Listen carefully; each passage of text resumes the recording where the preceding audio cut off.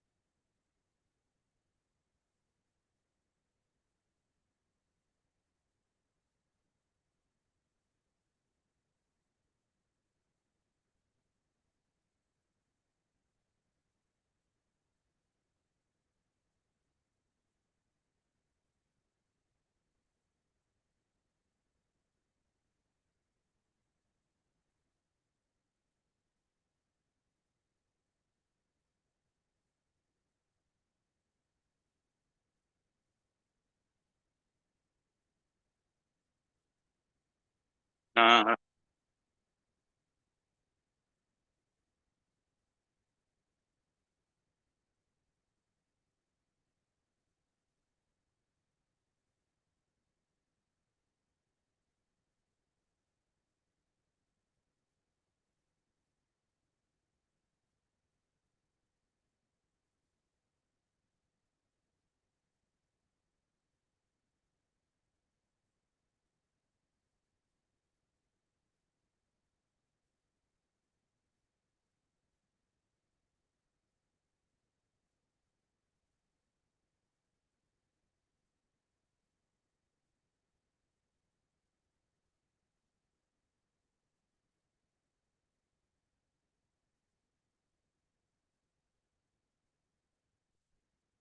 just press that once.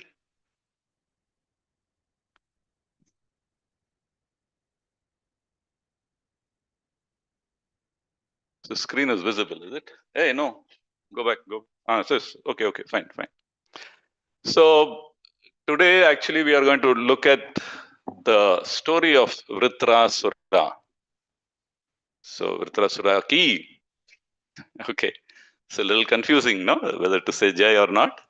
So we'll get some clarity on that, okay, as we move forward. So this story of Vṛtrāsura, demon Vṛtrāsura, that's coming in the 6th canto of our Srimad Bhagavatam.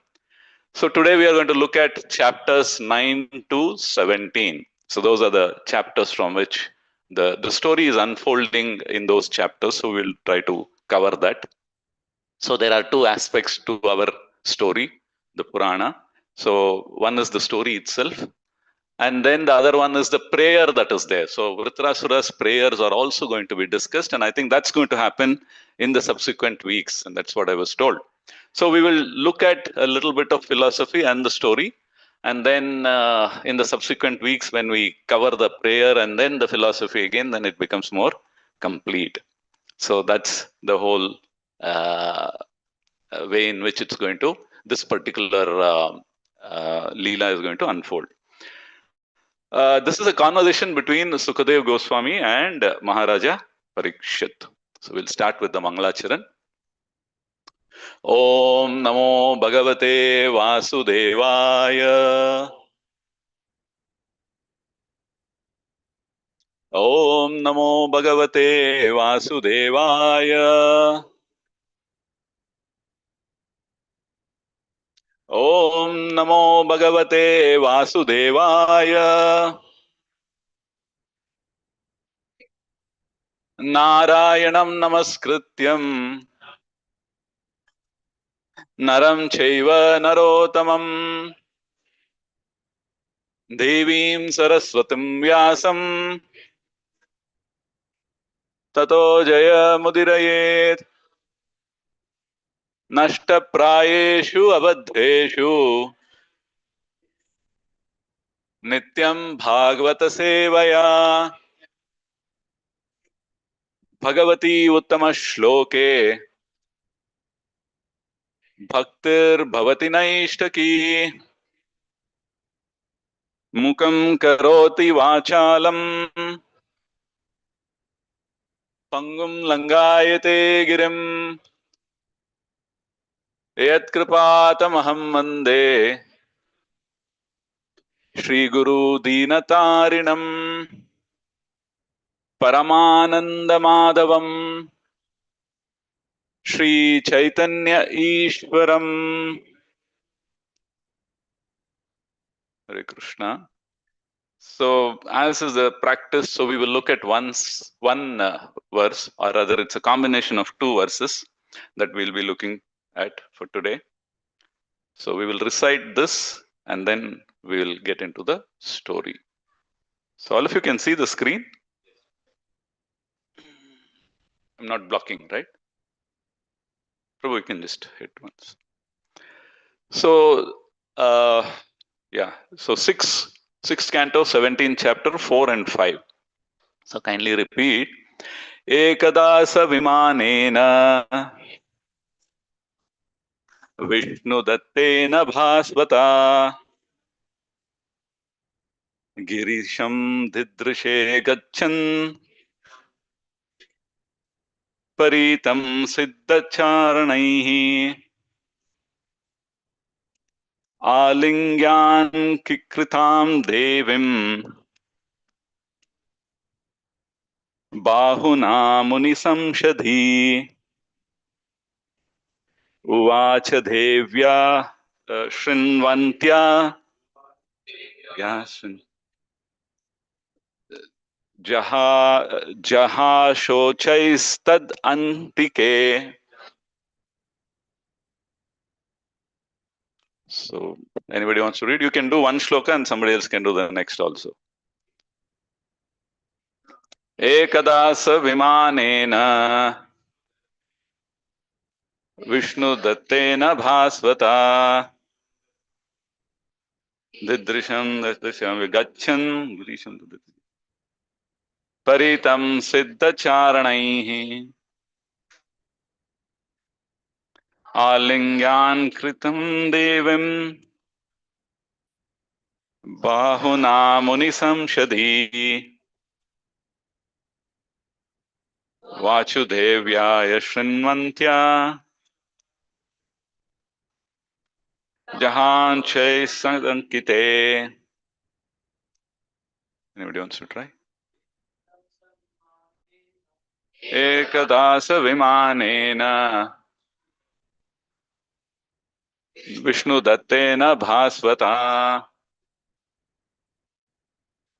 गिरीशं ददृशे गच्छन्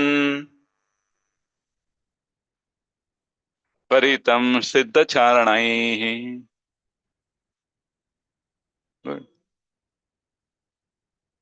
आलिङ्ग्यान् कृतां देवीं बाहुना मुनिसंशधि. Thank you. Jagedaya Shunmanta Jahan Mataji's want to try? Ekadasa Vimanena Vishnudattena Bhasvata Girisham Dadrishe Gachan Paritam Siddha Charanai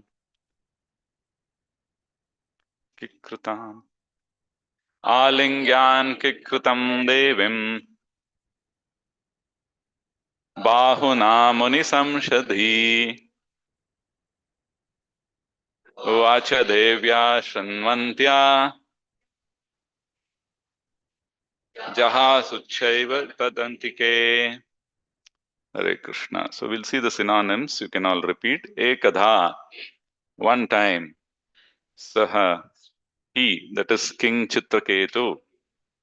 Vimanena, with his aeroplane. Vishnu Dattena, given to him by Lord Vishnu. Bhashvatha, shining brilliantly. Girisham, Lord Shiva. Dadrishe, he saw. Gachan, going.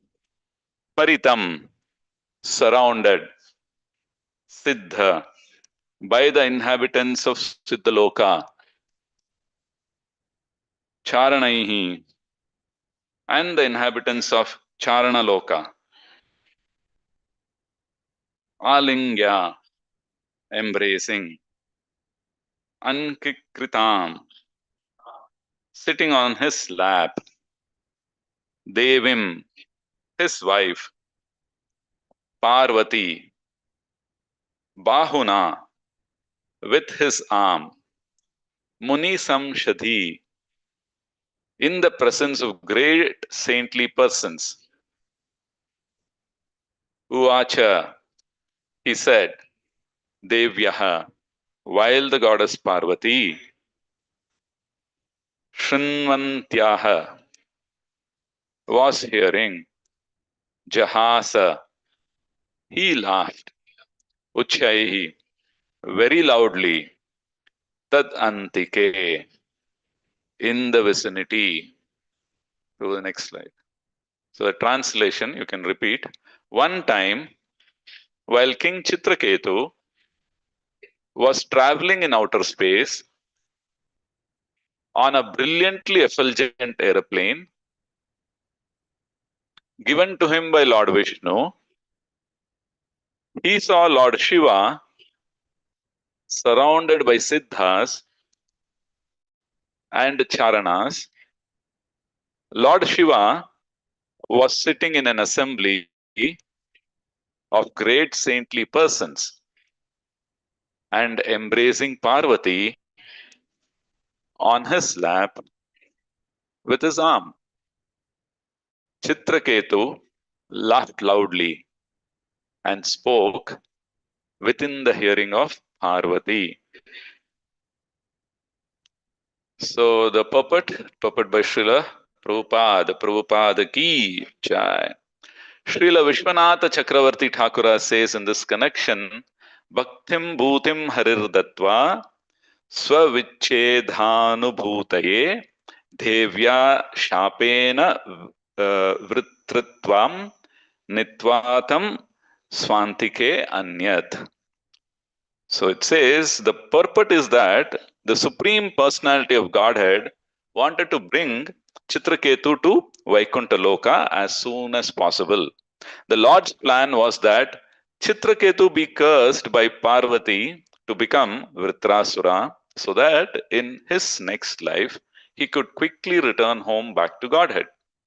There have been many instances in which a devotee acting as a demon has been brought to the kingdom of God by the mercy of the Lord. For Parvati to be embraced by Lord Shiva was natural in a relationship between husband and wife. This was nothing extraordinary for Chitraketu to see. Nonetheless, Chitraketu laughed loudly to see Lord Shiva in that situation, even though he should not have done so. Thus, he was eventually cursed, and this curse was the cause of his returning home back to Godhead. Every sentence is a contradiction to the earlier one in this particular verse.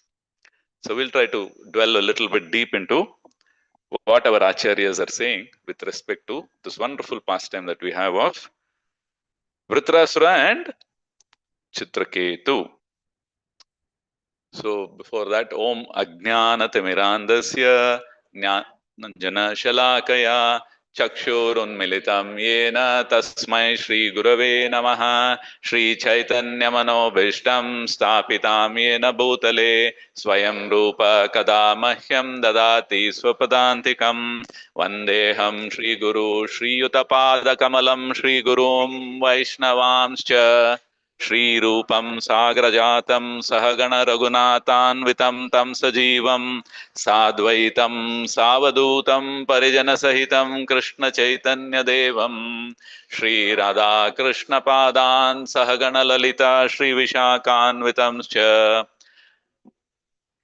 He Krishna Karuna Sindhu Dina Bandhu Jagatpate Gopesha Gopika Kanta Radha Kanta Namostute Tapta Kanchana Gaurangi Radhe Vrindavaneshwari Vrishabhanostute Devi Pranamami Hari Priye Nama Om Vishnupadaya Krishna Presthaya Bhutale Srimate Bhakti Vedanta Swami Nitinamine Namaste Saraswate Deve Gauravani Pracharine Nirvishesha Shunyavadi Paschayata Deshatarine Jai Shri Krishna Chaitanya Prabhu Nityananda Shri Advaita Gadadhara Shri Vasadi Gaur Bhakta Vrinda Hare Krishna Krishna Krishna Hare Hare Hare Rama Rama Rama Hare Hare.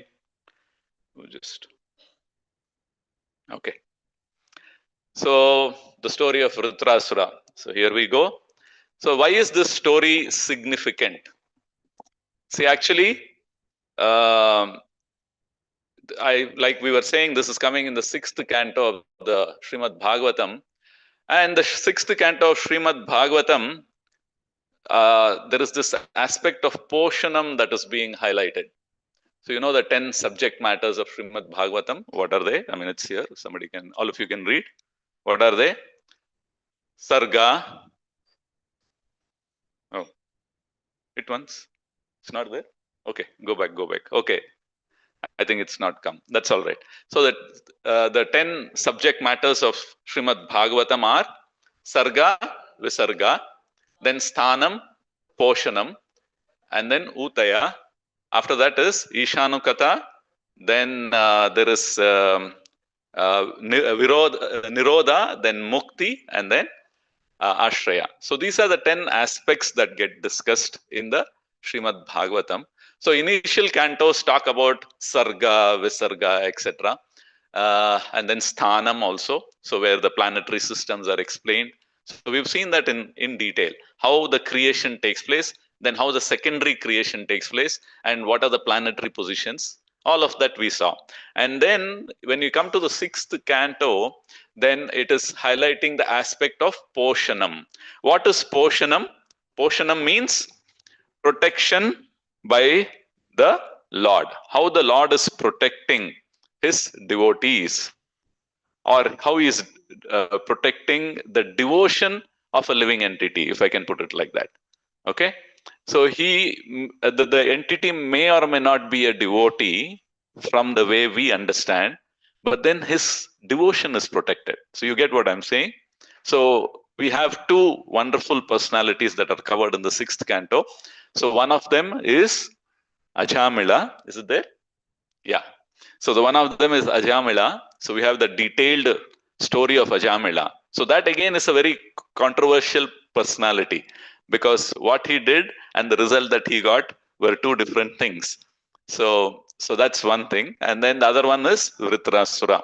So Vṛtrāsura again is also a lot of contradictions are there in this, and there are so much of depth in the stories in the story that unfolds. So we'll try to cover some of them as we move on. Okay, so that is why this particular story becomes very significant, because this is like a villain. I mean, there is a hero. The hero is Vṛtrāsura, but then he is a villain. So like, you know, some Bollywood movies also have this kind of a topic, right, where the hero is projected as a villain, and then ultimately then he's like, he turns out to be a good character. So where is it all taken from? It's already there in the Bhagavatam. So we'll try to see how it goes. Okay. So our story starts with a scene in the heavenly, in the Svargaloka. So can you see this? Is the picture clear? No, it is not. So anyway, that's a party that is happening in the Svargaloka. So who's the person who's hosting this party?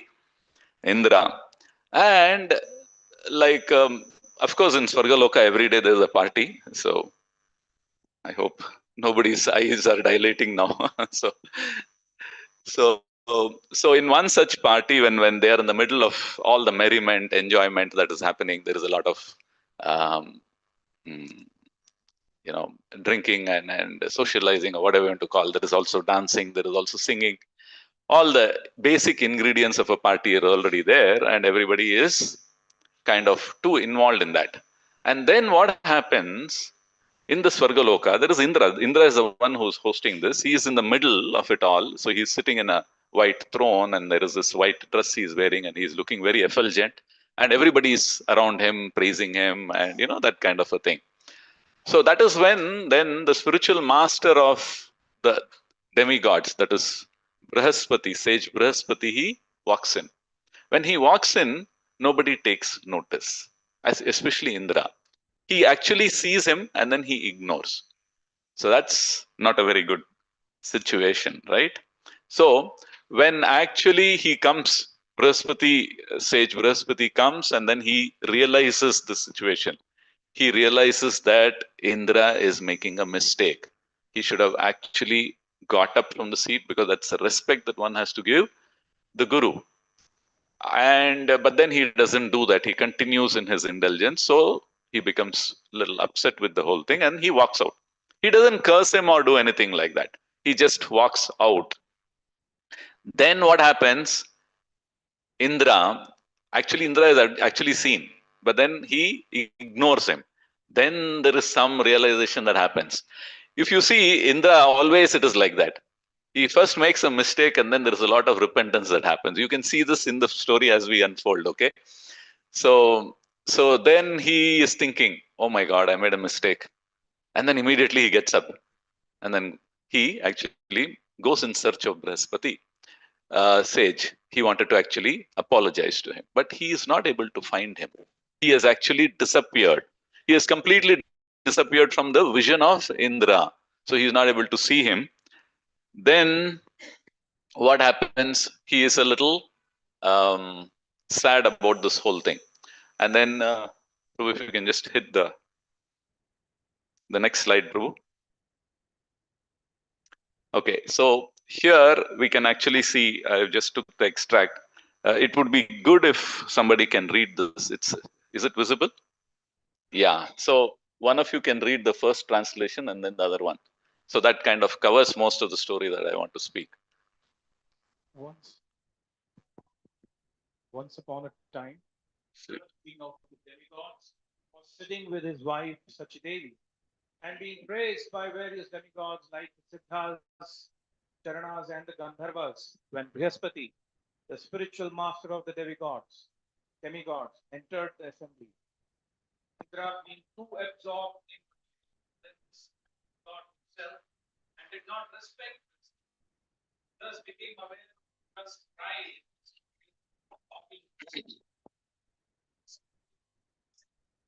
Teach him a lesson. Indra became repentant, understanding the cause of and God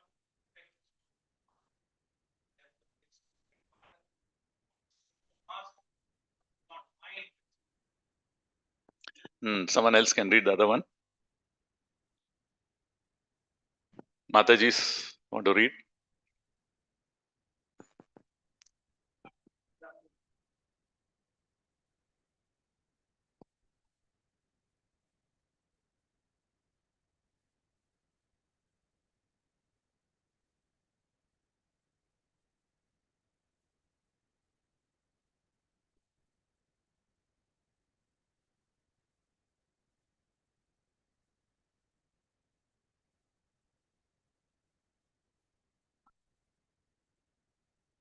Accepted. Vishwarupa.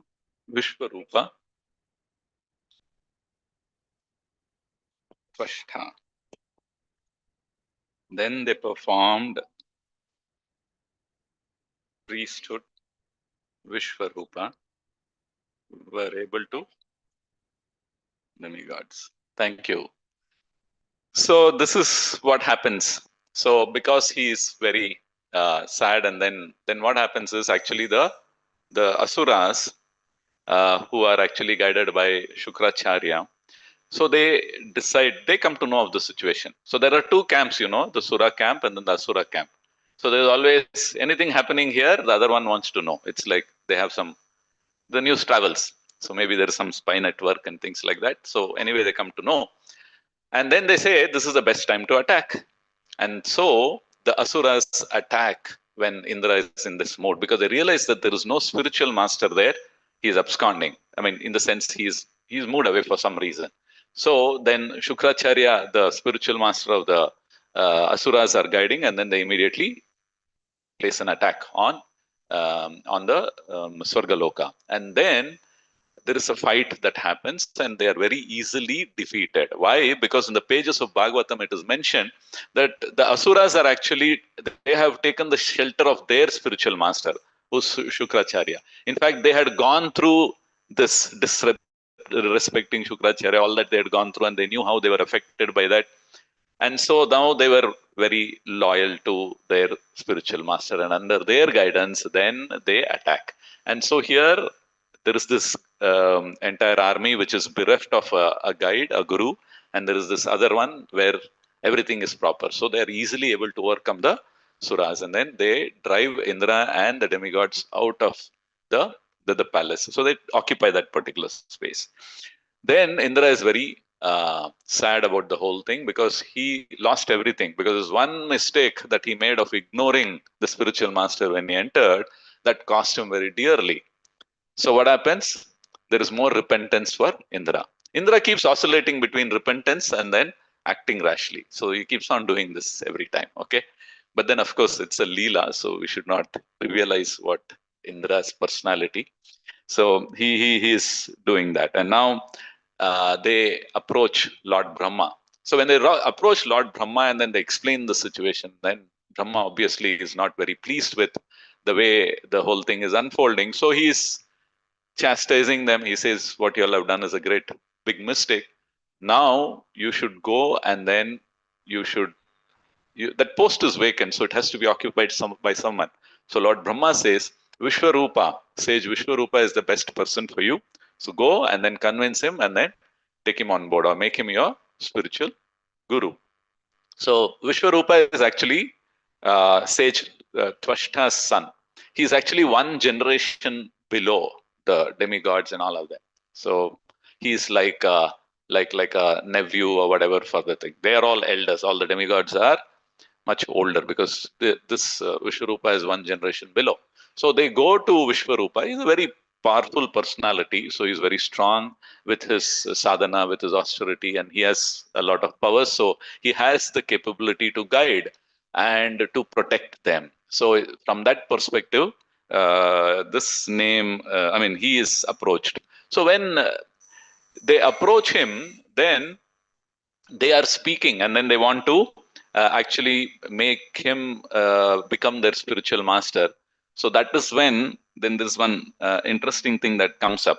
So what they say is, like, you do not fear criticism. In the convincing of Vishwarupa, when the demigods have gone there, they say, do not fear criticism because you're younger than us. So because you're an youngster, you're much lower in birth. In fact, in the Srimad Bhagavatam pages, you can see how Vidura is meeting what is Krishna's Aniruddha. Uddhava, yes. Thank you, Prabhu.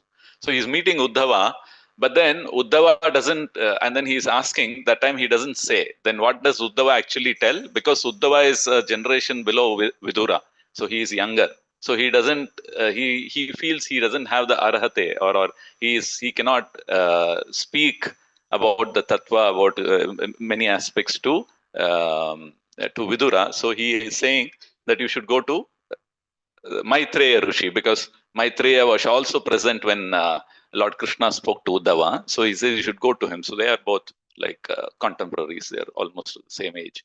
So this particular aspect of making sure whether they have the adhikar is very, very important in the Vedic times. So from that perspective, the demigods are actually telling, what are they telling? They say that such etiquette does not apply to the Vedic mantras. So you are our spiritual master, so you will chant mantras, you will do things for us. So then, and we will listen to you. So when you are performing yajnas, then you'll have to listen to the person who is performing the yajnas on behalf of the others. So he will say, do this, do that, give the ahuti now, fold your hands, repeat after me, whatever, all those things. So then they'll have to actually follow him. So when they have to follow him, they are saying that whenever there is any Vedic mantras included, when they are there, then this hierarchy of age does not matter. In all other circumstances, this seniority is there. So this is one thing that we get. So where he says, except in relationship to Vedic mantras, seniority is determined by age. But one may offer respectful obeisances even to a younger person who's advanced in chanting Vedic mantras. So therefore, although you're junior in relationship to us, you may become our priest without hesitation. So this is what is being told in 6.7.33. So it says, Vayo Jestasya Karanam.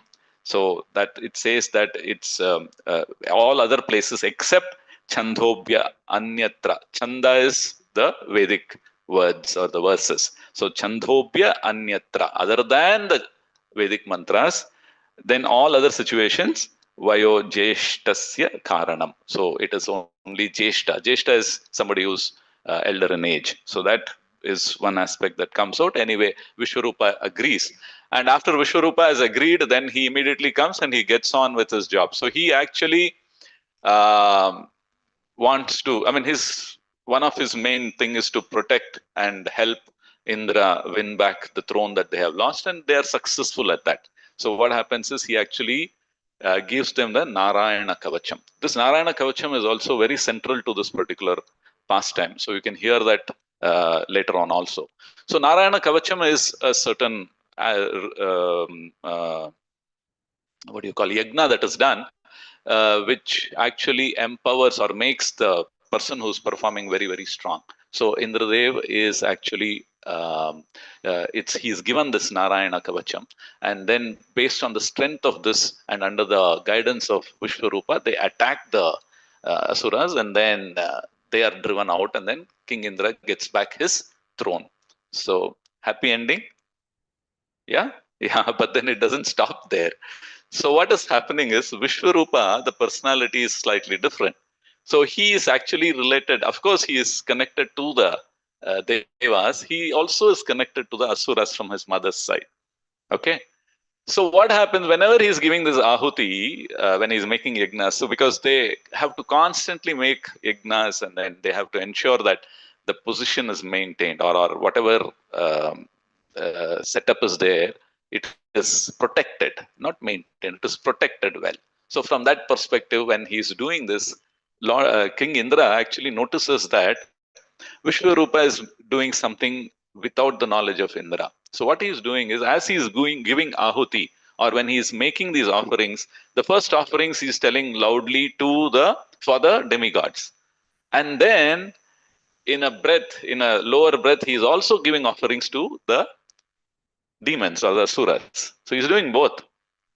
So now, see, you are doing an yagna to remain strong and be protected, and then in the same yagna, there is also this your enemies who are also being given some protection by your spiritual master. So what happens? This angers King Indra. He becomes very angry, and what does he do? He immediately chops off the head of Vishwarupa. So, like I said, he acts first, Lord Indra. And then when this has happened, then again what happens then? Subsequently, what follows? Repentance by Lord Indra. So Lord Indra then realizes, oh my God, what have I done? I have killed my guru. I have killed a Brahmana, a Vaishnava. This is the most serious aparadha, or the most heinous of the sins. What is the topmost heinous sin? That is killing of a Brahmana. Yani kani japa pani Brahma hatyadi kanicha. Even so we know that that's the thing. And then the spiritual master is also killed. The guru is killed. So this is like he realizes that I am in deep trouble. And then he actually accepts the mistake in the repentance. And then he says that I deserve this. Whatever happens from now on, so be it. So because I made a mistake. So while in this camp, this is the mood. Then we know that Vishwarupa now is dead. And his father, who is his father? Sage Twashta. Sage Twashta becomes very angry because his son is killed. And so he actually performs an yagna. And in that yagna, he actually wanted to have or create an entity, or he wanted to have a son who will actually kill Indra, because he wanted to have his revenge or vengeance. I mean, he wanted to teach. Okay, that's not the right thing to say. He wanted to teach King Indra a lesson, so he wanted Indra to be punished.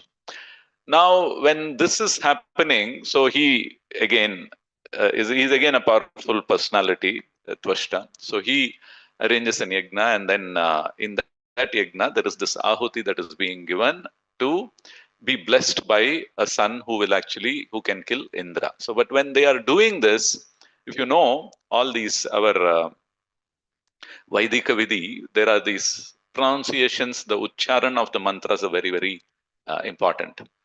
In fact, Prabhupada has protected us in our movement. I mean, even if it's not so great, it is okay, because we don't follow the Vaidika Vidhi. So we are actually following the Pancharatrika or the Bhagavata Vidhi. In Bhagavata Vidhi, even if there are some this thing, it is still all right. But that doesn't mean that we will repeat it in a wrong way. But at least we are protected, or there is some concession there. But in the Vaidika Vidhi, the effect is all very dramatic or very drastic, and that we can see in this. So when he is giving the ahuti, he was actually saying that he wants a son who will kill Indra. But when he's giving it, because of some arrangement of words, or the grammar, the syntax, or whatever, so I'm sure Prabhu will be able to appreciate this better. So there, Prabhu will be able to appreciate that better. So there, what he sees is that the way it comes out is that I want a son who will be killed by Indra. So instead of saying I want a son who will kill Indra, I want a son who will be killed by Indra, Swaha, and then the ahuti is given. And so there is this mistake that happens.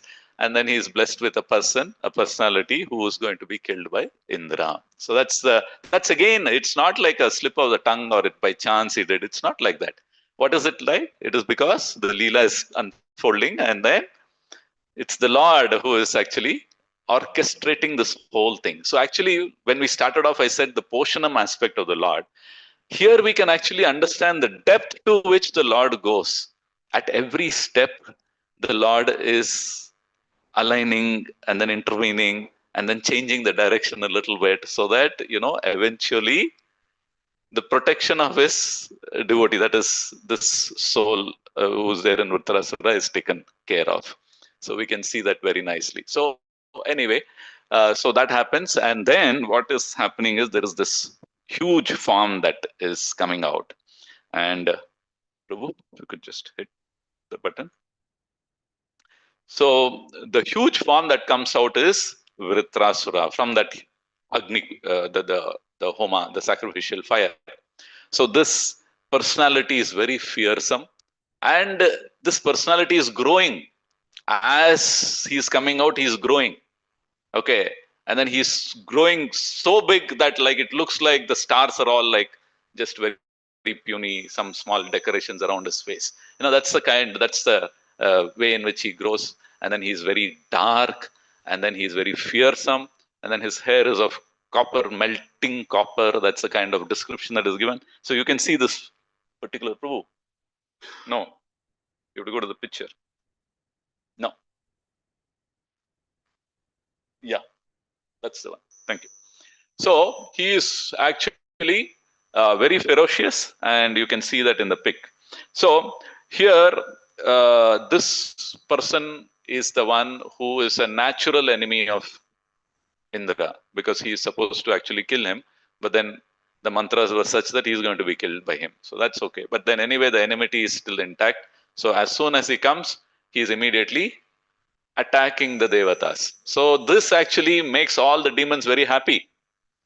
So many things, no? It's like our this thing, the political parties, sometimes BJP, sometimes Congress, or whatever. So it keeps changing. So like that, here also you have this change of guard happening. So as soon as Vṛtrāsura is there, and then the demons are very happy to see him, and then they are very happily led by him. So they go and then attack Indra again, and then Indra again is immediately dethroned. So this is happening. This is the second or the third time it happens. So actually, so difficult it's to be a demigod, right? So sometimes we might think we've become a demigod, and then you have this position, and then that's not permanent, because your boss makes a mistake, then you have to vacate that seat, and then you're thrown out. so then all of them are again thrown out from the kingdom, the heavenly kingdom. And then what happens? Then again this time they realize that they'll have to go to Vishnu. So they go to Lord Vishnu. When going to Lord Vishnu means the way they approach is by prayers. You can see in the pages of Bhagavatam, there are these prayers that they glorify the Lord. The glorification of Lord exactly matches with, it's the Sambandha Jnana is so clear with them. They know who's the Lord, they know who they are, they know what is the relationship that they have with the Lord. So that of the master, he is the master and we are the servant. And then he knows that you are the one who is a controller. You are the one who is the one who will have to guide us, and you are all powerful. So these are the ways in which the prayers are recited. So the demigods also recite these prayers, and Vishnu is pleased by this because they realize that the demigods have realized their mistake. And then what happens is the Lord is actually telling them that you should now actually go, and then he gives a plan actually. So what is this plan that he is giving? He's saying that you should go to another saint. Who's that? The Dichi. And you should ask for his bones. So like I just said earlier, being a demigod is difficult, okay? So now they are given this task by the Lord to go and then ask for the bones of a particular living entity, an exalted personality, that is Dadichi. And the Lord is telling them, or he's instructing them, that you should actually take the bones and then make a weapon out of it and use that weapon to kill Vṛtrāsura. So that is the plot that is unfolding now. So now the demigods, they thank the Lord, they offer obeisances, and then they have to go to the personality who is supposed to give them this. But the Lord actually assures them. He says, don't worry, you go and ask, or rather, let the Ashwini Devatas ask, and then he will definitely oblige. Now, why is the bones of Dadichi so important? Because it's very strong. It's much stronger than the regular. And why is that very strong? It's because there is a every incident has a pastime or something that has happened. There is a flashback that happens. So some time back, the Ashwini Kumaras have actually they have actually assimilated whatever was assimilated, the spiritual knowledge that was assimilated. It was actually by Dadichi, was actually given by the Ashwini Kumaras, and that they gave by keeping the head of a horse for the Dichi. So a little in detail, I'm just saying. So what happens, that is why the mantras are called as Ashwa Sira. Ashwa is horse and then Sira is the head. So in this way, because you're not supposed to disclose it to somebody. If you do that, if you say that, then the head will split. So what they do is, the Ashwini Kumaras, they replace the head of the Dichi with the horse head, and then the mantras are told, and then after that it explodes. Then again they put back the original head. So this is how the past had happened. Now, when these mantras actually became known to Dadichi, then he actually uses one of the mantras, which is the Narayana Kavacha. So remember the Narayana Kavacha that was there? We discussed that before. The entire 8th chapter of this particular canto is about Narayana Kavacha.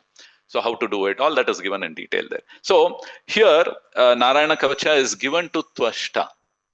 Tvashta is the person who did the yajna, and Tvashta in turn gave it to Vishwarupa. So you see that connection from Dadichi, Ashwini, Kumaras, then Dadichi, and then Tvashta, and then Vishwarupa. So Narayana Kavacha has made him very strong. His bones are very strong. He's very old, but then his bones are very strong. And the Lord, that is Vishnu, is telling, you please take those bones because they are very strong. They have my protection already.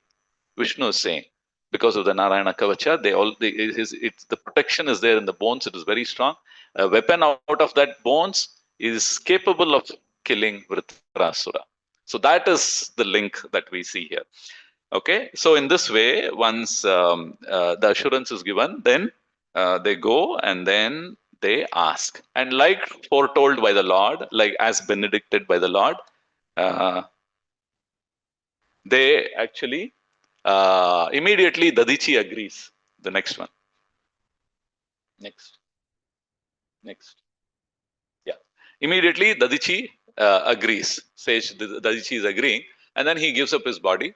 And then because he realizes that it is for a cause, it's for a good cause. It is actually you're serving Lord Vishnu by this, and then he's just a part of this entire. In the Leela, then he has to play his part, so he immediately gives it up. And then taking that, then there is this Vishwakarma makes a weapon that is called as the thunderbolt, and it is given to Indra. So armed with this now and with lot of renewed confidence because they have the blessings of Vishnu, they are again attacking who? The Asuras. So when in that attack of Asuras, there is a huge, ferocious, fierce battle that unfolds. And in that battle, a lot of things happen. One is, of course, the demons are beaten badly and they're all fleeing. They're all running away. Vṛtrāsura is seeing this. He's the one who's heading that army. And he says, he's shouting at them. He's telling them, you are not supposed to run away. This is a battle, and then you have to face the enemy. If you die also, you are benefited. The same thing that Arjuna said, in Bhagavad Gita also we see that, whether I'm killed, then also there is a benefit. The same tattva is being put forward by Vṛtrāsura. And actually Lord Indra is actually amazed to hear, even in the battlefield, the wisdom of Vṛtrāsura is coming across, or what is his consciousness is coming out. And that actually amazes King Indra. In the fierce battle, as they are fighting, they are also seeing that, Indra is seeing how Vṛtrāsura is a different entity altogether. And then he actually realizes that this personality is different. Why it is different? Because Vṛtrāsura actually is condemning them. I said that.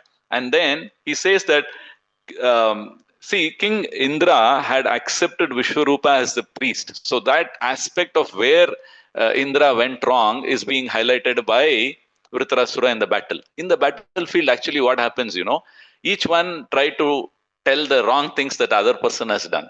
Even in the Mahabharata war, you can see that.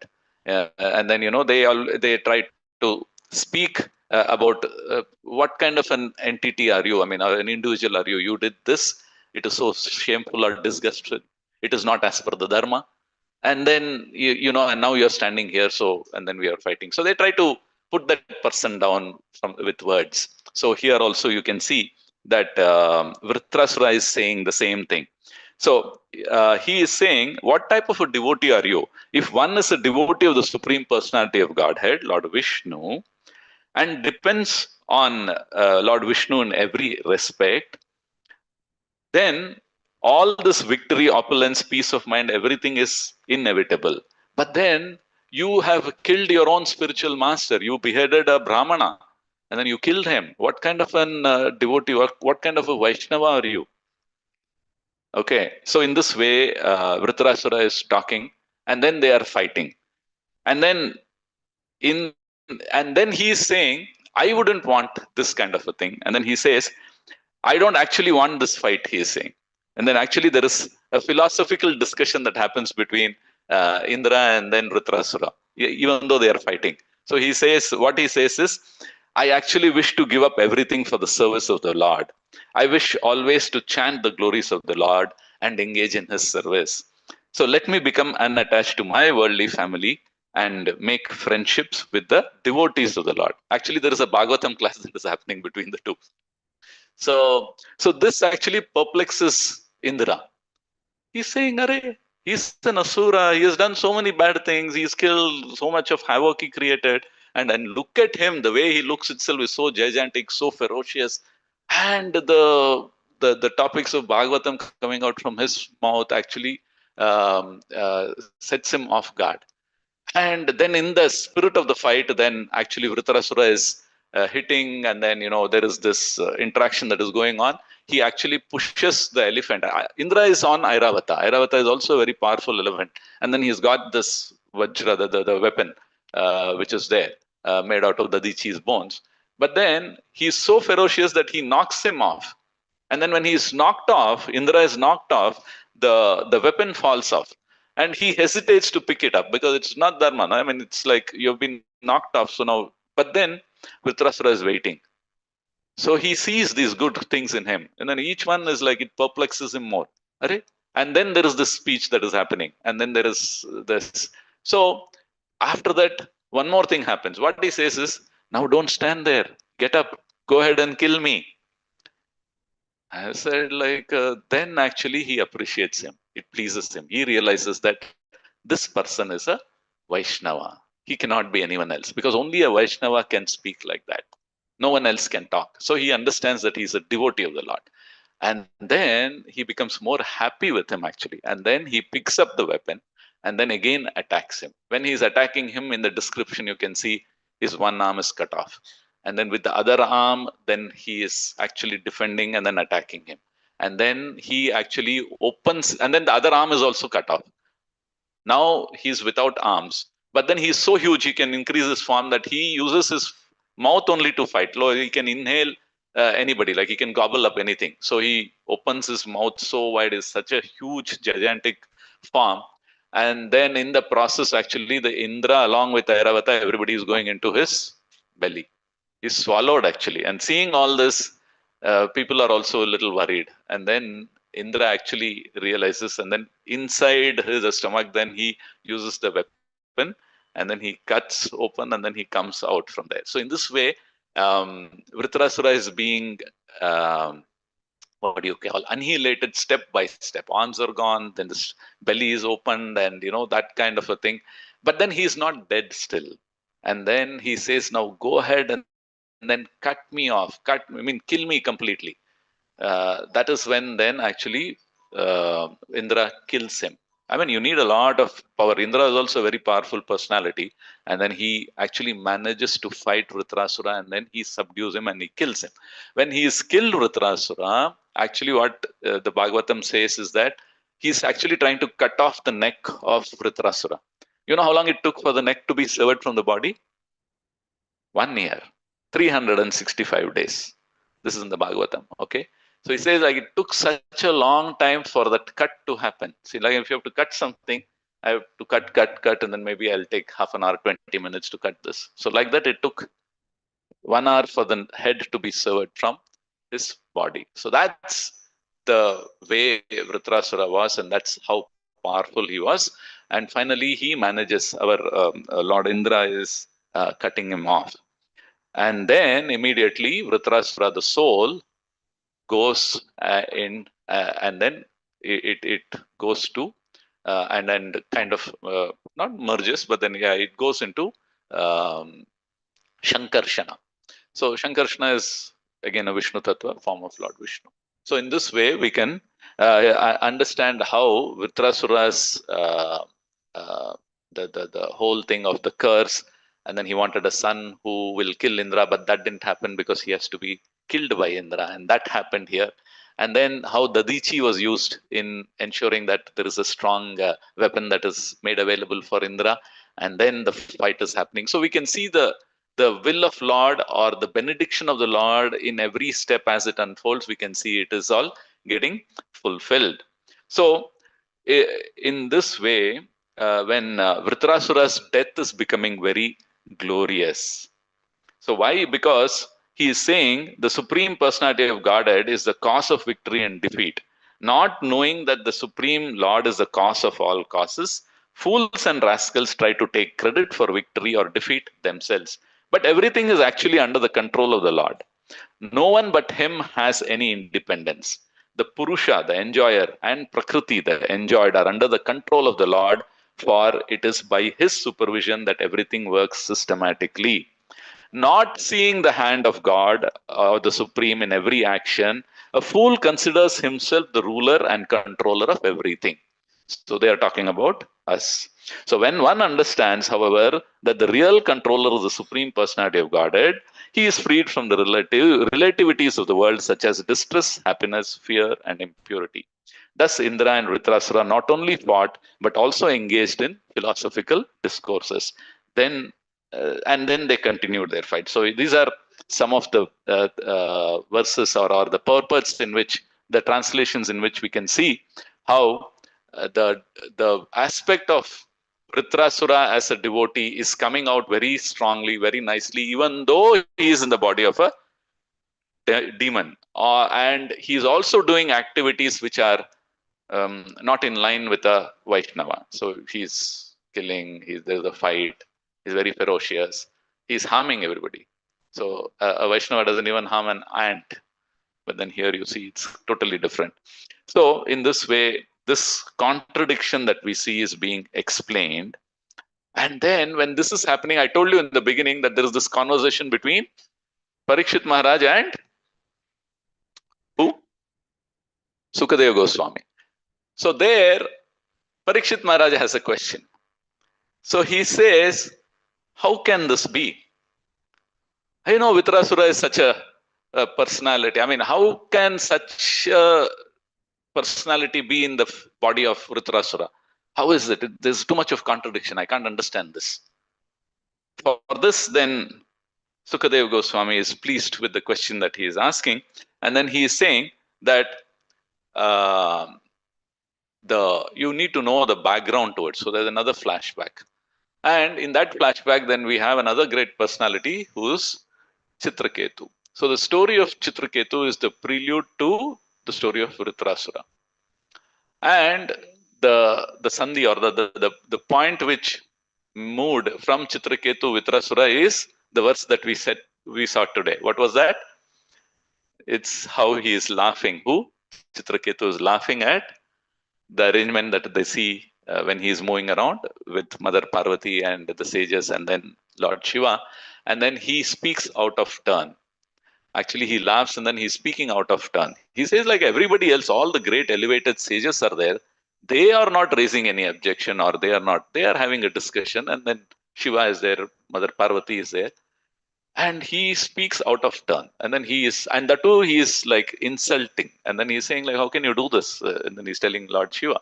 So it's very dangerous ground he entered. And this is again, he enters that by the will of the Lord. That is what we saw in the purport. Vishwanath Chakravarti Thakura was saying, we saw that earlier, right?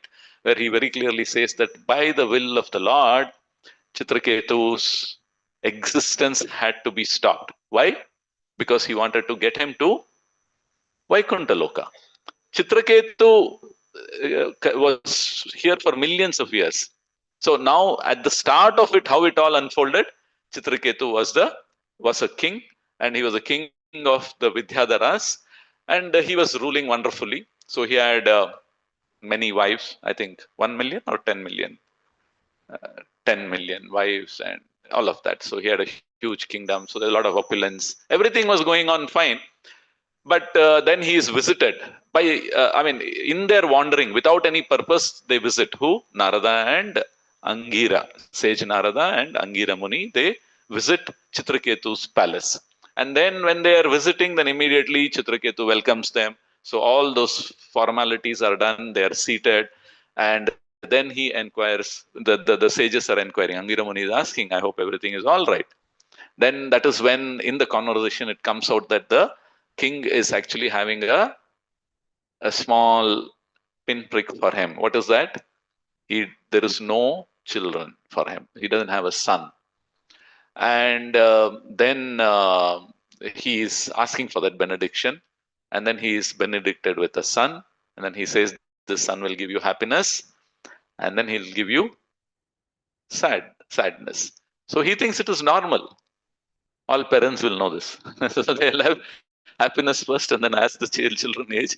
I hope there are no children, teenagers here. Okay. So as they age, and there is some amount of pinpricks they give their parents, so which is quite natural.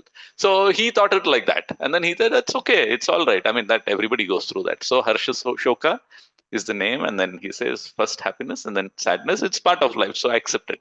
But he didn't realize that it was a different type of an ending it's going to have. Why? Because it is quite natural. You have a detailed description in that where it talks about how Chitraketu neglects the other wives, and then he becomes very attached to the wife who's born him this son, the principal queen, and then all the attention is around the child only. So the other wives are kind of being neglected. So there is jealousy that is coming in, and then they plot to kill the son. They realize that the object of our misery is this kid, the small boy. So they want to kill, and then they poison the kid, and then they kill him actually. And then that shatters Chitraketu completely, King Chitraketu. And then he is in deep sorrow, completely into material sorrow. And then he's crying and he's deluded, like how Arjuna was bewildered in that way.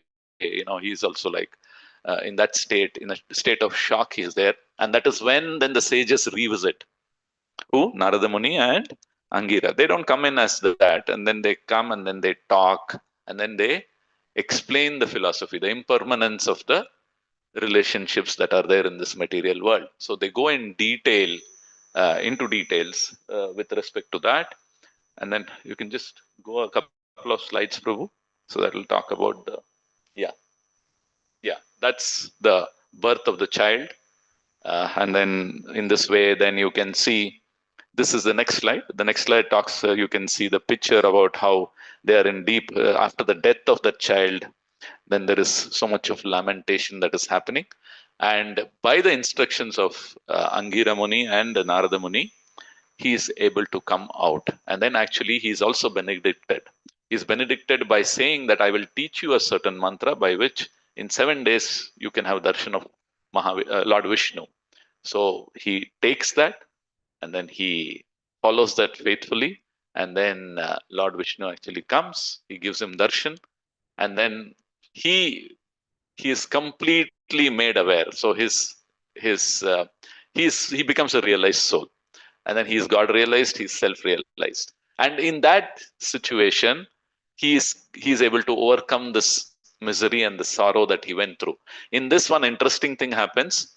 In the course of convincing, Narada Muni actually brings that soul that has moved out of the body of the boy, the prince. And then the prince or the soul in that body is saying, you know, that famous shlokas, which father, which mother, you know, this whole thing unfolds in this way. And then he is made to realize. And then the benediction happens. And then there is this complete changeover for Chitraketu. And then he becomes a devotee. So after that, he is existing. He is so self-realized that all the material, as it is, they have long lifetimes. They are not on this. He is a Vidyadharas, no? He is the king of the Vidyadharas. So they are like a different kind of human species. So they have long lives. They are from the other planets. But then he has become a devotee, and all the material effects don't have. So there is no aging for him, you know, and he is just continuing to exist in this way for millions of years. So, but he is a realized soul and he is a devotee of the Lord. This existence is going on for millions of years for Chitraketu. After this incident, that is when then the Lord, then something has to happen. So, see, because a person who is so realized and everything is the same, he is not desiring anything. Now he has to have another body or something, some change has to happen. He should have some desire, no? Then the Lord can fulfill that. He doesn't have any desires. And he knows everything. He's completely fine with himself and with others. And then he's moving around in the material creation. And when he's moving around in the material creation, when the Sumeru mountain, everywhere he's moving around, that is where then he sees, after millions of years of existence like that, he is then seeing who? Shiva, Parvati, and all the sages sitting there. And that is when, and that's how then he is made, that the Lord is making him to actually invite a curse upon himself by being disrespectful. So that disrespectful is what we saw in the verse that we saw in the start.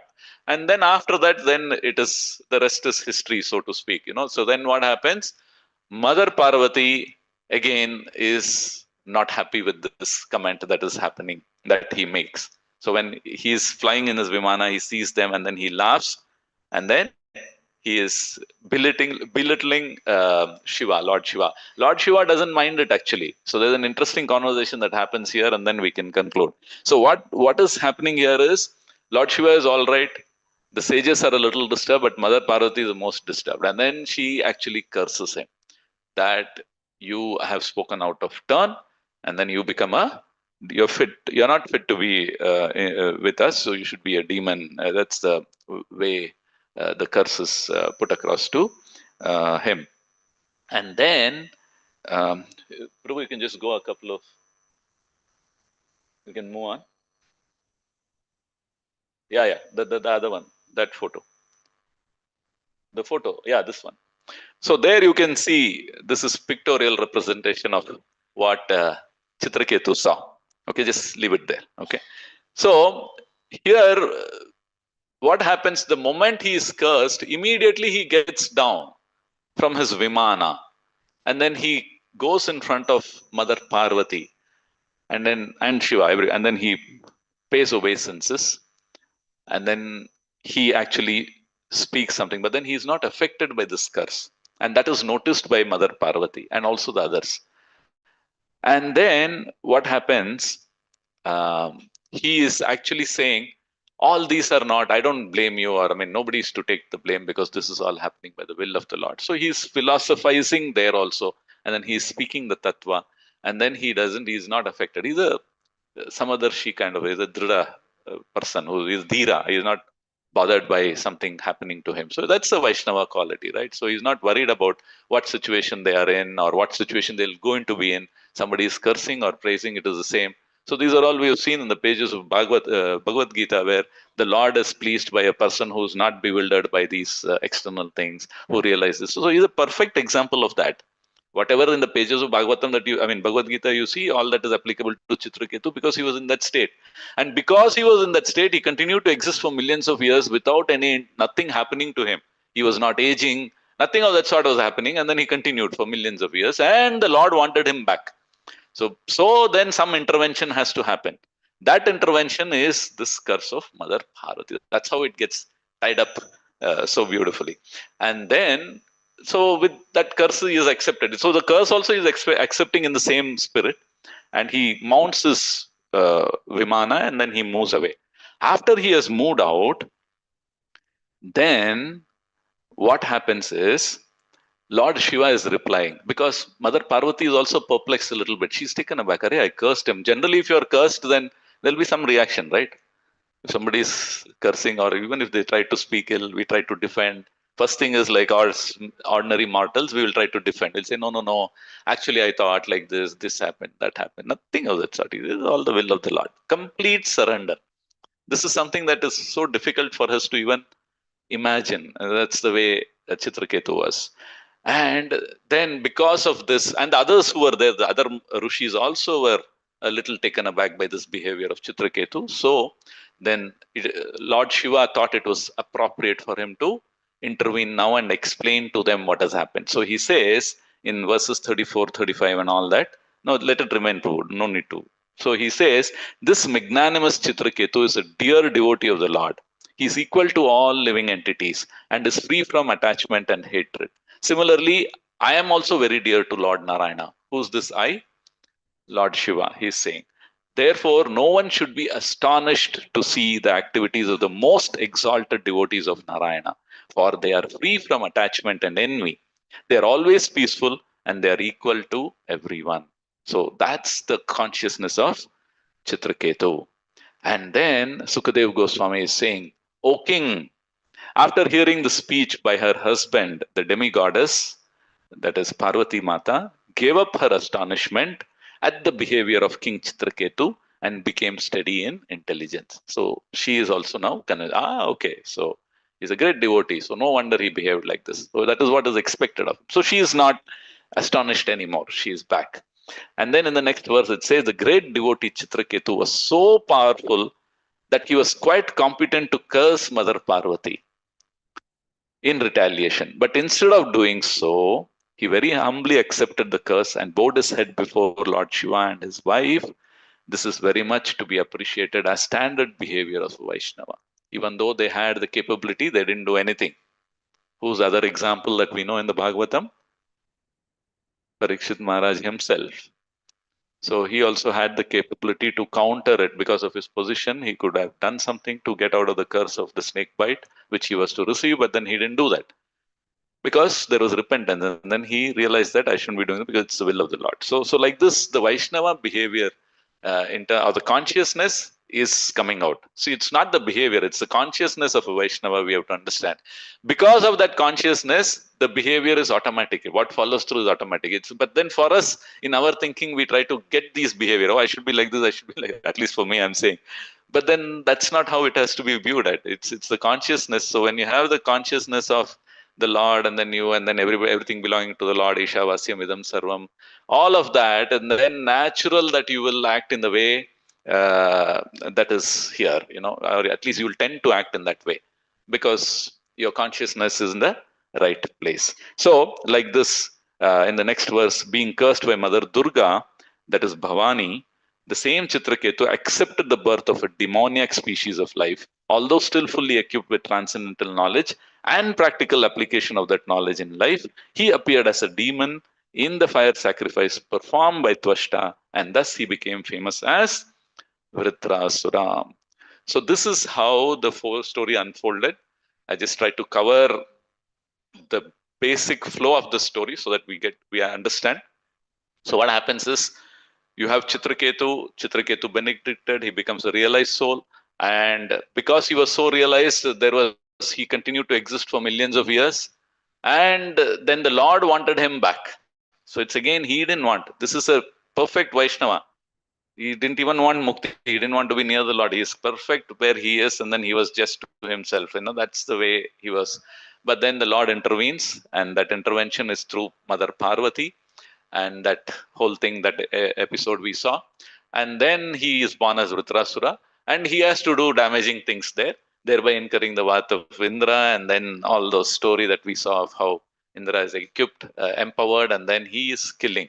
And when he is being killed also, when Indra is hesitating, he's actually encouraging him to kill him.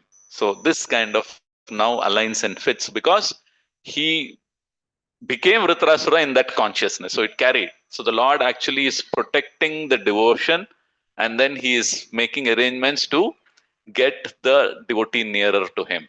Ajamilya's case also the same thing, though it looks very controversial. Then he was not controversial; it's contradictory. Sorry. So even though it is contradictory, he was his devotion was protected. So, like I said in the start, it is instead of saying he's protecting the devotee, we'll say the devotion in the entity is being protected by the Lord, and then it is enhanced. He gives us an opportunity to increase it so that we have drawn more towards the Lord. So in this way, this particular pastime is unfolding. And Sukadev Goswami's conclusions we can end by. There are three things that he says, which is coming in text 39, 40, and 41. Actually, we covered text the entire chapter from 8 to 17. So a lot of chapters to cover in 1 hour. So that's why many details I just skipped. I didn't go into the details of what he said. But then this conclusion is very important, where he says, Sukadev Goswami is telling Maharaj Parikshit, my dear King Parikshit, you inquired from me how Vṛtrāsura, great devotee, took birth in a demoniac family. Thus, I have tried to explain to you everything about this. And that is one thing. Then he concludes by saying, Chitraketu was a great devotee, a Mahatma. Why he was a Mahatma? Mahatmanastu Partha, Devi Prakriti, Ashrita. He had taken Ashrita of Devi Prakriti, which is the Lord or the transcendence or the Adhyatmika. So, and not material. So, if one hears this history of Chitraketu from a pure devotee, the listener also is freed from the conditional life of material existence. So this is the prayojan aspect for us. Like, why are we sitting here and then discussing this topic? So then there is some benediction coming our way also, which is very clearly says that if you hear the history of Chitraketu from a pure devotee, then the listener also is freed from the conditional life of material existence. And then in the next verse, he says, one who raises from bed early in the morning and recites this history of Chitraketu, controlling his words and mind, and remembering the Supreme Personality of Godhead, he will return home back to Godhead without difficulty. In this way, the 17th chapter is ending. These are the last three shlokas where Sukadev Goswami is concluding the prayojan aspect of listening to this katha. So, on that note, I'll conclude here. In fact, I thank Shankarshan Prabhu, Shankarshan Priya Prabhu for giving me this particular seva, where we were able to delve in depth a little bit on the pastime that we knew already. I mean, we knew the whole pastime, but then we saw a little bit in detail about the nuances around it, and also the benediction that existed, and then the ups and downs of material life, which is there even in a demigod's life. That was one thing that actually something that we need to take note, where even in the heavenly planets, nothing is permanent. So many changes. Indra has to once the throne, then no throne, then again throne, then again no throne. So this continues for him. But then he is playing the part of the is part of the Leela. And then not only just Indra, even all the other demigods who are there. That's what I was saying. You have a position in the Swargaloka, it's again impermanent because anytime you might be asked to leave. And you have to leave because of the mistake of your boss. Can you picture that? How many times we will tolerate and continue if the boss is making a mistake in the material world where we are right now? So that's food for thought. And then, of course, this thing about Chitraketu's story itself, it is so divine. There is so much of divinity in it because it is connected with Krishna, it's connected with Vishnu. So on that note, I'll stop here. Any reflection or any comments people can add? Otherwise, we can conclude for today. Hare Krishna.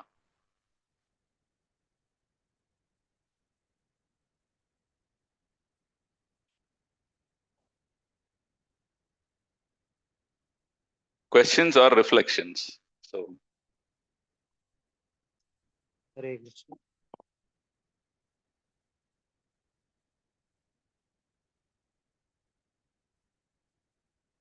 Hare Krishna. Hare Krishna. You go ahead. Hare Krishna. are there any questions? So anybody has got, just kindly if you can raise your hands, we will know. Okay. Hare Krishna Prabhuji. Hare Krishna. Thank you very much for a nice class. Lots of things to digest. and probably go back and read. Few questions, Prabhuji. Um, uh, I'm kind of confused. So you're saying that it's okay for Lord Shiva to hug his wife in public. Here we say frown upon public display of affection, and I guess most of us would not be would be amused if like you or somebody would hug his wife in public. So how to understand this? Okay. The thing that comes to my mind is it's a very sensitive question that you have asked. It's a good question, but one thing that I can think of is others can add. See, we are again making a mistake of comparing ourselves with the powerful personalities. And this is what we need to avoid, and this is what the pages of Bhagavatam is trying to tell, especially these pages. And that is what Sukadev Goswami is saying. Because so they are so elevated that you can't imitate. That's like just because he said, then I will also do that. You use my example, so I'm saying. So if I'm going to do that, then that is not okay. That means then we have got the wrong end of the stick. And that is exactly what they are warning us, because they are exalted personalities. So we are still in the material world. Our consciousness is material. So we would look at it materially. So it is not okay. So what you said is correct. No public display of such affection. It is not needed. It is not warranted. It is not justified in that sense. But for them, then it's a totally different platform. We're not comparing apple to apple. They are elevated. So we shouldn't. It's an aparad. It's a great mistake that we make when we even think of it in these lines. So it's better. I mean, that's something. If you have not understood it now, so be it. How many of you agree to this? I have not understood something. So be it. I'm not meant to understand everything. But then they are different, we are different. So what I think, what I conceive, what I judge, what I conclude based on my experience, no, that's a big aparad if I have to extend it to the to exalted personalities like Mother Parvati and Shiva. And then you have this whole episode unfolding there. And in the episode, when you see in the pic also, there were other sages, exalted personalities who were there. They did not take any offense. It is only our mind which takes offense because we are materially contaminated. So that's how we should look at it. I hope anybody wants to add, please go ahead.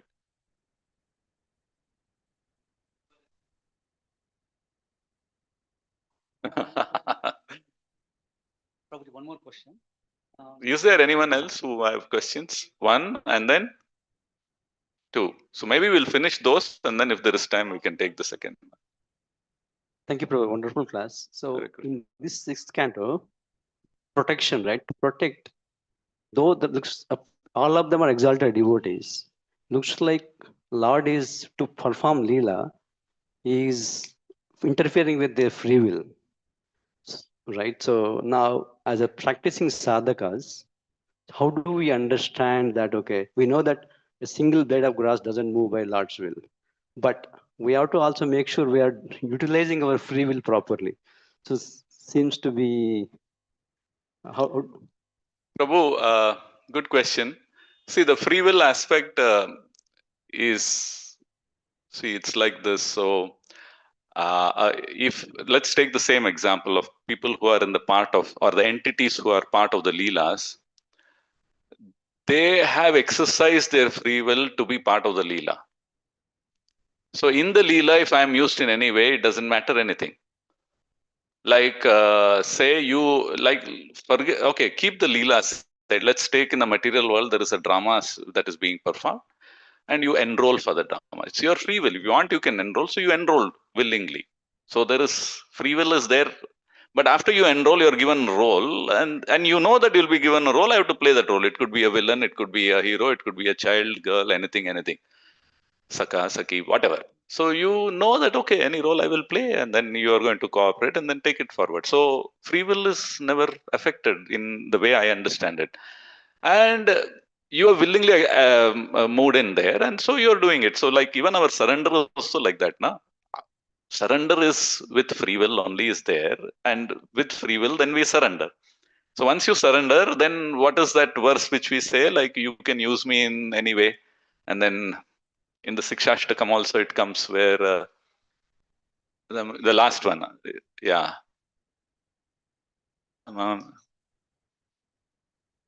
Vidadato lampato matmana. Yeah, so like that. And then even Prabhupada's prayers, where Chaitanya Charan Prabhu was here, he also said, Katputali, nachao.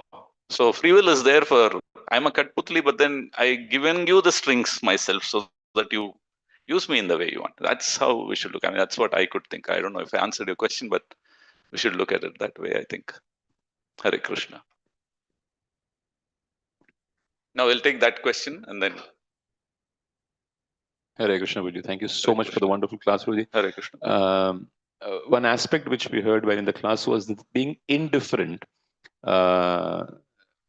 Chitragatu Maharaj, when he was cursed, he said, okay, I get the curse, and he just walked away. Others were perplexed. Now, if we try to relate with that in our situations, when we are indifferent, it could be called as shrugging responsibilities or being hard-hearted. So how do we understand that? It could be a possibility. See, actually, I don't know if that word indifference was used. It didn't affect him. He was not affected by that curse. But it doesn't mean that he was indifferent, because he knew that there is something happening to him, and it is the will of the Lord. So when you know that something is unfolding in your life and it is the Lord's will, and you're convinced about it, you will not be indifferent to those things. You will be very much afraid. So you will play that role. He played the role of Vṛtrāsura very well, even though his consciousness was so great. So from that perspective, the indifference is probably a misnomer there. It should be more like not affected. he's not affected by that. That is what I say. And I think I remember I said he was not I was affected not pointing to the word, Prabhuji. I was saying no, so I'm thinking myself aloud now when I'm speaking. So I was just thinking that it should be like that. So it is not exactly indifference, but then he's not affected by that. So we just try to keep those two separate, because indifference conveys a different meaning, like you rightly pointed out, where it talks about being high-handed or I don't care and all of those other things which are emotions that are attached to that word. But here it is, he's not affected by that in the way that we get affected generally. Indifference is one way of being affected by it. Sometimes you are affected, so you reject it, or you're indifferent to it. You're like ignoring. So that's again part of being affected, So, but this is beyond that. So I don't know if I clarified to you, but that's what I should. My question was on the second part. In our situations, it will be considered as either shrugging responsibilities or you're hard-hearted. So how do we deal with? So we make that mistake of being very hard-hearted or indifferent. We say like, okay, I will not, like sometimes it happens. I'm just sometimes ye nahi mila, then I will not do any service, or I will not come to the temple only, or I will not talk to. So our pendulum swings to that other end extreme. See, whether we are in this side where everything is favorable, or it's completely negative. But this is the middle path where the pendulum has stopped in the middle for him. That's like I said, it's difficult for us to comprehend the consciousness of such an individual. But we need to understand with these examples of like the two extremes and then being the middle path. Treading the middle path is very difficult. Like you can easily take sides. You can be very positive or you can be very negative. And we know how our emotions are or how our feelings are. And then we have to make an effort to control that and say, no, I'm thinking is wrong. So you move that pendulum back to the center. Okay, you don't move it to the other extreme, at least you move it to the center where you're neutral or you're not indifferent. Indifference is again the negative side, but you are like, you just are neutral. That neutrality is important. Like say, I've heard this example and I give this example sometimes. Like say somebody is on the road you meet and then he says, what's the time now? And then you just say, it's now 10 o'clock. And then you move on. You don't think much about it. You don't think later before. You neither hate that person or you like that person. So that's how, being neutral. But then you replied. You did what you have to reply. It's not a very good example for some of you, but I'm just saying that. So just to relate, that's it. I hope it answers to some extent. Hare Krishna. So, yeah, we can conclude. Oh, it's already 10:05. I don't know if there is time.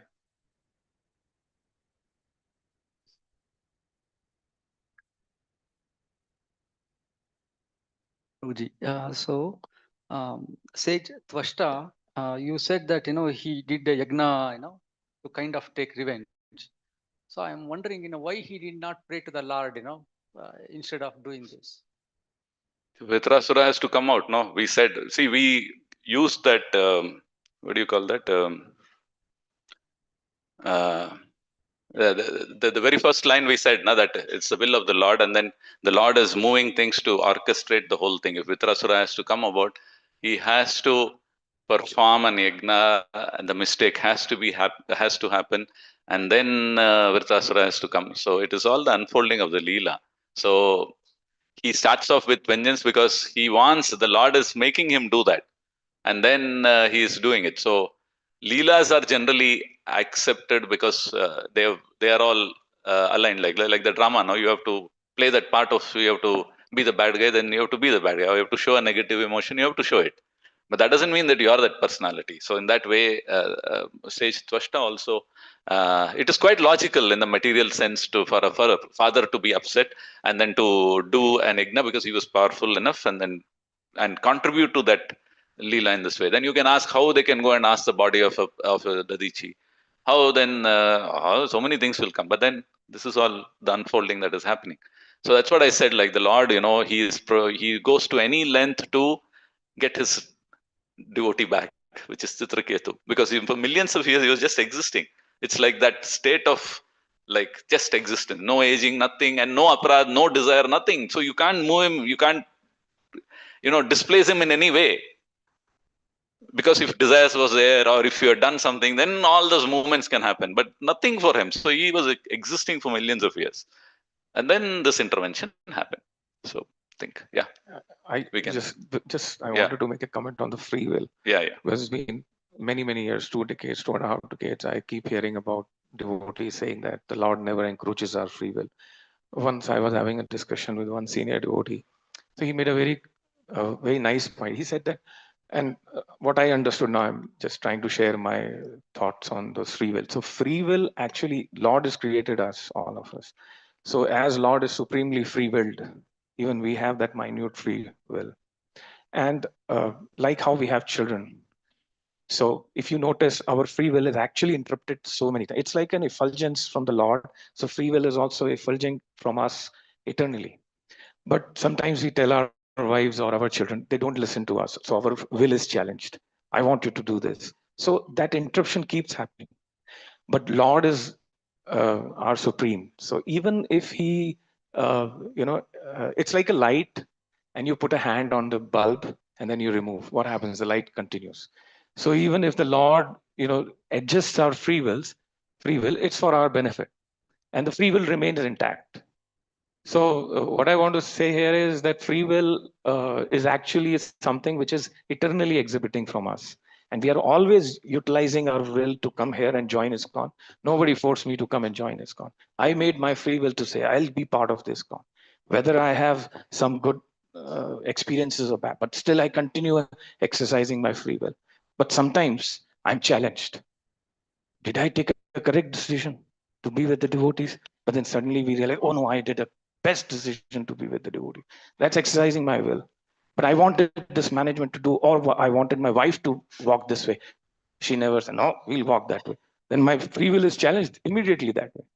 So free will is there, exhibiting all the time. But Lord, when he comes and interrupts us, and so many living entities keep interrupting, even in material world or spiritual world, we continue enjoying that. So I feel there is never an encroachment in our free will. It's just that momentarily we are like paused and say, okay, fine. Yeah. I have to adjust with others. That's the only Okay. adjustment. So Prabhu, thanks for that reflection. Actually, I just wanted to add here that free will and freedom are two different things. So we should be aware of it. You have free will, but you may not have the freedom to do something for that particular moment. So let's be aware of that. That's all. I'm So just you leaving that thought. Can you enlighten that? No, I've just said that he wants to say something, and then we can conclude after that. So it's a free will exercise by everybody. We have nothing like free will. The whole Shastras tell either you tread the path of Dharma or not. Okay? The entire Bhagavad Gita or Bhagavatam, everything is there. All Dharma Shastras are there. Learn Dharma Shastras. Your free will, what you have, if you are utilized as per Dharma, you don't get implicated. If you follow Adharma, you will get implicated. Very clear. Okay? Even Vṛtrāsura followed the rules that you should not attack a person who is not without arms. Okay, even therefore, if Vṛtrāsura follows the rules of dharma, he'll be protected. If he follows adharma, he will be killed. Dharma eva hato hanti, dharmo rakshati rakshita. That's the bottom line of all scriptures. Okay, so I think my statement that freedom and free will, I think we'll have to use those words carefully. So it's not like there is no free will. Just a minute, let me complete. So it's not about free will, it's about the freedom. Sometimes the freedom is curtailed. That example, your example, freedom is curtailed. Maybe yes, that doesn't mean free will is curtailed. So let's try to differentiate these two. Then I think we will land in a place where we will be able to accept that free will is very much there. And I have the free will to follow or not follow. Just because I'm in the traffic, I don't have free will. No. You have the free will to choose to follow or not follow. If you don't follow, you will be punished for it. Even in the traffic, it happens. You will be caught or you can meet with an accident. Same thing with following dharma and all that. This is bodily platform, that is for the soul. So in this way, if you look at it, then you don't say when you're in a traffic that you'll say that my free will is curtailed. Like I actually wanted to go here, but then they stopped me. Now I wanted to go. So you don't say that. Like so you willingly accepted that okay, you know where you have to go. You have the free will to go there, but then your freedom is curtailed because of situation, because there is a red, because somebody came in between. There's a lady crossing. So you stop for that lady and the child to go, and then you proceed. Just because I braked, it doesn't mean that my free will is curtailed. It's my freedom could be curtailed. That's the point I was just trying to make. I hope it clarifies. Hare Yes, Krishna. Prabhu. Just to add to this, actually, our free will is our own. Actually, Krishna given gift to us. Mhm. Krishna has given us his free will, but he doesn't legislate how we use that free will, and he gives the choices to us, and we make the choice. And more we make the right choice, Krishna gives more freedom, and more we misuse the choice, The less freedom. lesser freedom. And the Wonderful. example given in Srimad Bhagavatam is like a cow tied to a rope. Ah. If the cow is very fearsome or violent, then The rope is will be shorter. The rope is short. So the freedom is curtailed. Free will is there, but within that Within circle, that. within that circle, whatever circumference. And if the cow is more obedient, then the length of the rope is increased. And if the cow is fully obedient, then rope is released. So more freedom. So similarly, if we use the free will voluntarily to surrender to Krishna, then Krishna gives more freedom. But if we use the free will to misuse and to do adharma, then the freedom is curtailed. Just like we are free to roam anywhere in the country. And if somebody does a crime, he's put in jail. Freedom is curtailed. Yeah. Similarly, parents may give pocket money to a child. And if he uses it properly, they will give more money. But if he smokes a cigarette, then freedom is curtailed. Curtailed. So like that. So depending upon our use of free will, either freedom is expanded or it is reduced. I think that completely ties it up very nicely. So thank you, Prabhu, for those insights. So we can conclude now. Prabhu, this is thank you all devotees once again. And Granthara Srimad Bhagavatam ki, Srila Prabhupada ki, Vṛtrāsura ki. Okay. And offering prayers to all the Vaishnavas. Vancha kalpatrubhyascha kripa sindhubhyevacha paditanam pavanebhyo Vaishnavebhyo namo namaha. Anandananda Koti Vaishnavrinda ki jai. Thank you. Thank you so much, Prabhuji, for the wonderful class. So we had English class, as you know, was given by His Grace Prasannatma Balaram Prabhu, and the Kannada class was given by His Grace Madhoshan Prabhu. Let us all express our gratitude by loudly chanting once Hare Krishna Mahamantra.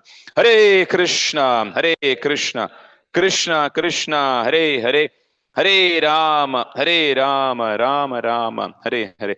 Few quick announcements.